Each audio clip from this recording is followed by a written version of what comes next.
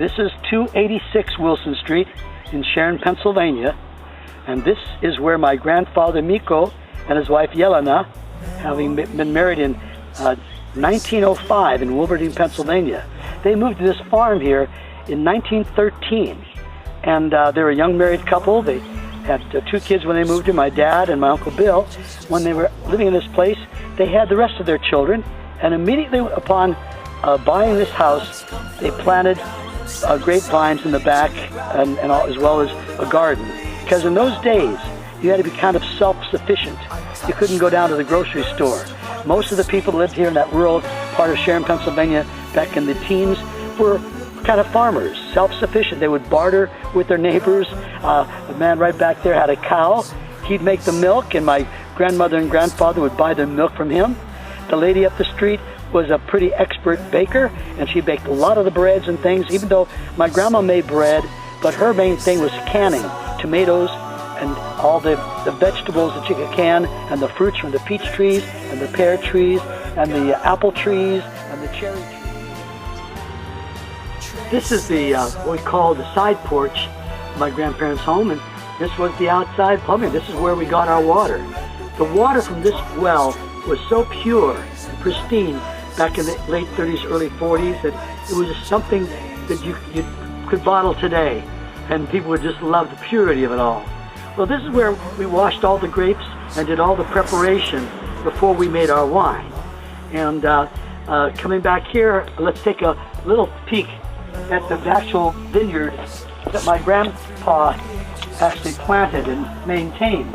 This came in, and right near the side here, this is the back porch, was where the grape arbor started. It went down this original path down toward the chicken coop, and there was a grape arbor, is an arch, all the way down here toward the chicken coop. And my grandma would sit on a little homemade bench in this little segment right here, with the arbor went into a little V. It was so shady here, even on the hottest of summers, and she'd be here sitting, shucking the beans and the peas that she'd had in her garden right back here. And that was her side and her garden. And of course down here through the path, here again through the arbor, the grape arbor, was the path to the chicken coop. And they had, I don't know, 20 or 30 chickens and a couple roosters. And we kept this because it brings us back some good old memories of all that time when we were kids. We used to play in here, we'd collect the eggs for Grandma, and we'd sometimes get jumped upon on one of the roosters. And so she had a fight with my grandpa, because this is the side where the actual outside chicken coop was. And I remember them arguing because my grandpa wanted to get rid of the chickens. He didn't really like chickens. He said the neighbor up there had a lot of chickens. He wanted to make more space for his vineyards. So over the years, I would see them slowly but surely, my grandpa got the chicken coop smaller and smaller and smaller. He said he loved chicken, but he didn't like the eggs. So he made sure that my grandma had a fresh chicken almost every week. His ulterior motives was to get rid of the chickens.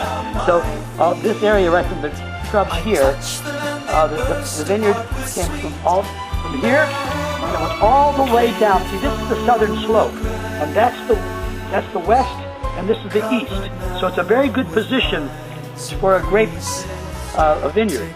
And he grew some varietals that he brought over from Croatia. And his grandfather, Josip, who had vineyards in the old country in 1875 in Skakavac, sent his son some cuttings. And I did some analyzing about 25 years ago when there still was vines here, that some of the cuttings that my grandfather had was the Plavat Smalley. Now the Plavat Smalley, as they found out, Carol Meredith did some DNA testings in Cal Davis in California University, where the big viticulture school is. By DNA, she proved that the Zinfandel came from the Seljana Kastelanski and the Dubrovčić hybrided together, which is the Croatian varietals, which the strain came from the Zinfandel grape and the Plavat Smalley. And that's what my grandfather had planted here. Of course, he had some Moscato, some sweet white grapes to blend in for the extra sweetness if he wanted a sweeter wine. I close my eyes and say a prayer. You may notice a lot of pear and apple and plum trees on this property.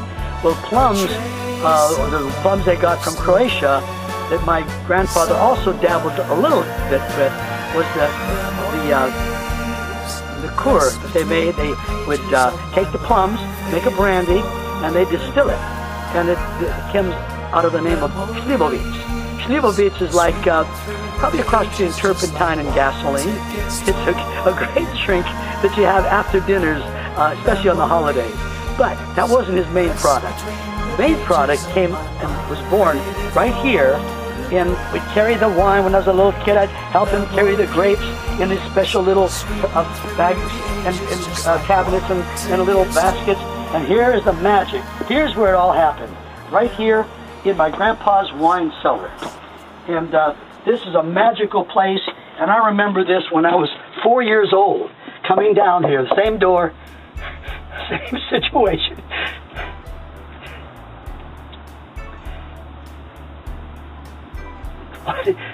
65 years ago?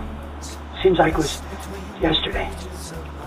Great memories with my grandpa.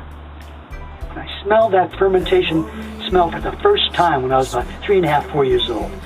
There's nothing like it. It's a magical smell. It takes me right back to making wine with my grandpa. Settle softly to the ground like golden autumn leaves around my feet.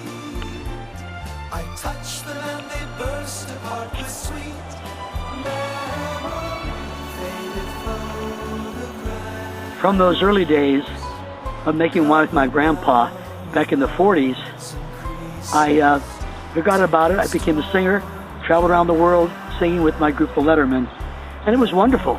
But in the 70s, after having a decade or more of hit records and albums, I bought a ranch in Chatsworth, California, and that's when it came back to me. Oh my gosh, I've got 12 acres.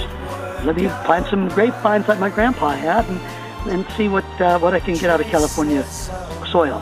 Well, I tried several various varietals, various clones of various varietals, just an experimental vineyard in Southern California. And in 1971, I started a California winery. It was called Castlebrook. And I made wine from grapes that I would make from my own little property there, but it wasn't up to the par that what I wanted to do. And I found out that most people were getting their grapes from Northern California. This magical, after 1976, the world realized that Napa Valley, Sonoma Valley could grow world-class wines almost as good, if not as good, as the French Bordeaux and Burgundy varietals.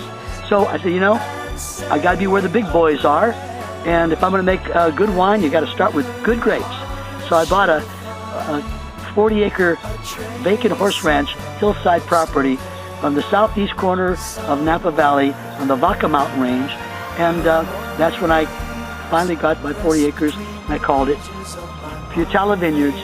And in 1992 and 93, I made my first crop of Castlebrook wines from my own grapes from my own property in Napa Valley. And from 94 to 2007, I sold grapes to Artesa and Stag's Leap. But then I started remaking wine from my own grapes in Napa. Just like one ticket store.